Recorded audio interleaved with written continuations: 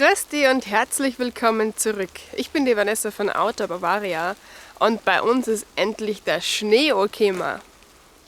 Das ist natürlich ein Grund für mich, sofort los in die Natur zu ziehen, die Landschaft genießen, auch wenn der Schnee leider Gottes relativ nass und matschig ist, egal. Ich will mal schauen, was wir noch alles an essbaren Wildpflanzen finden und außerdem was Leckeres mit euch kochen. Also wenn du Lust hast, komm mit und begleit mich.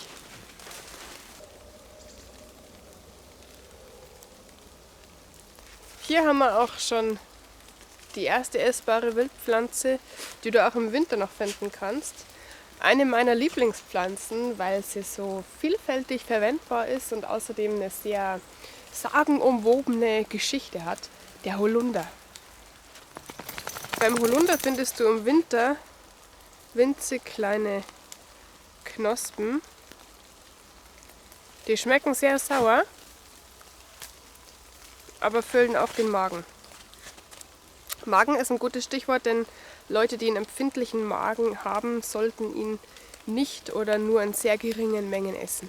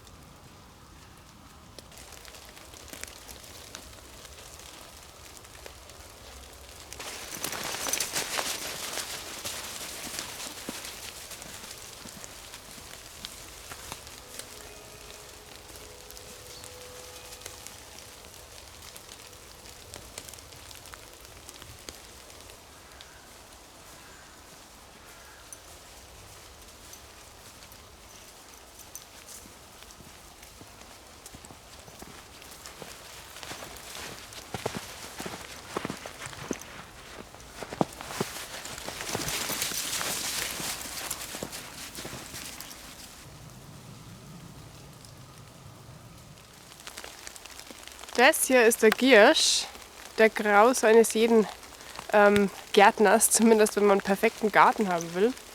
Der Giersch ist einfach zu erkennen.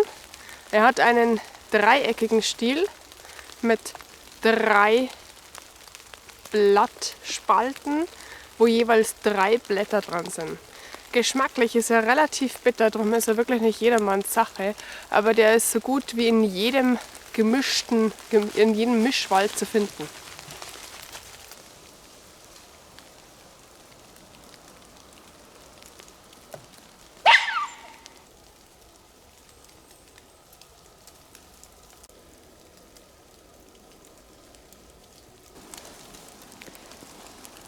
Das hier sind übrigens die Holunderblätter, hier noch nicht erfroren oder abgeworfen.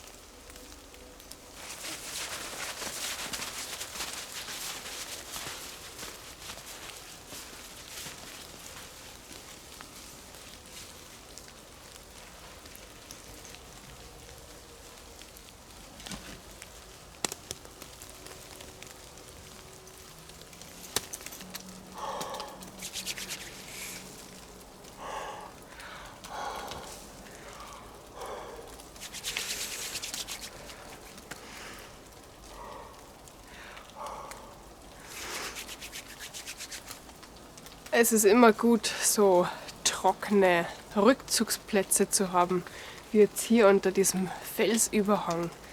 Ich habe schon mal überlegt, bei schlechtem Wetter, wo könnte es wirklich ausweichen, wenn es mal gar nicht mehr geht.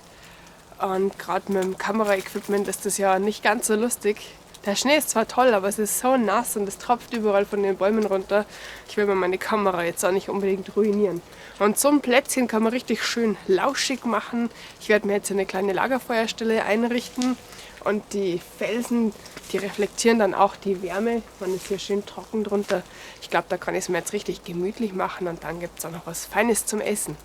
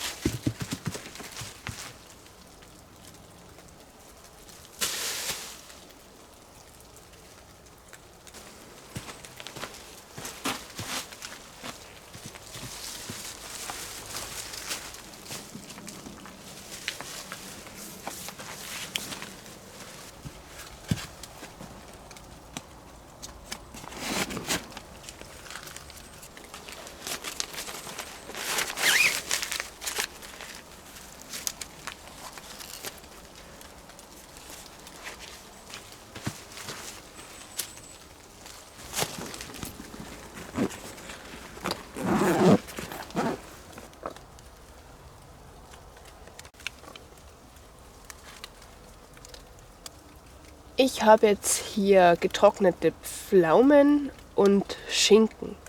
Bei den Pflaumen geht natürlich auch jedes andere getrocknete Obst.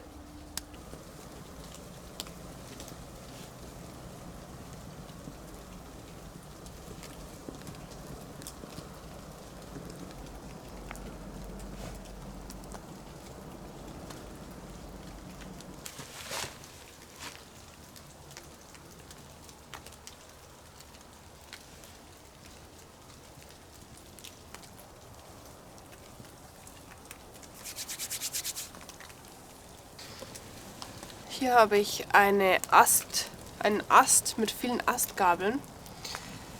Könnt ihr jetzt schlecht erkennen hier über Feuer. Die Enden habe ich mir jetzt schon abgebrochen, dass die nicht so weit auseinander sind und stabil sind. Die werde ich mir jetzt anspitzen und da kommt dann unser Essen drauf.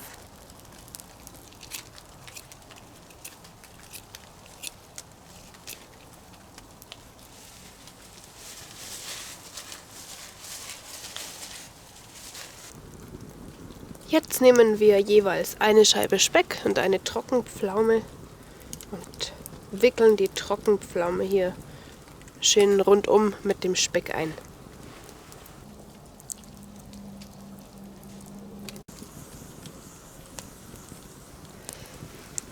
Jetzt spieße ich die Speckspieße hier auf meinen vorbereiteten Ast auf.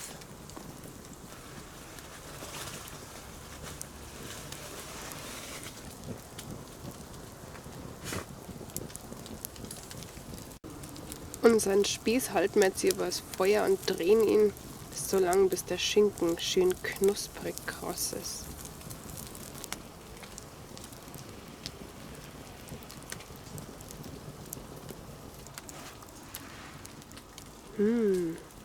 Fertig.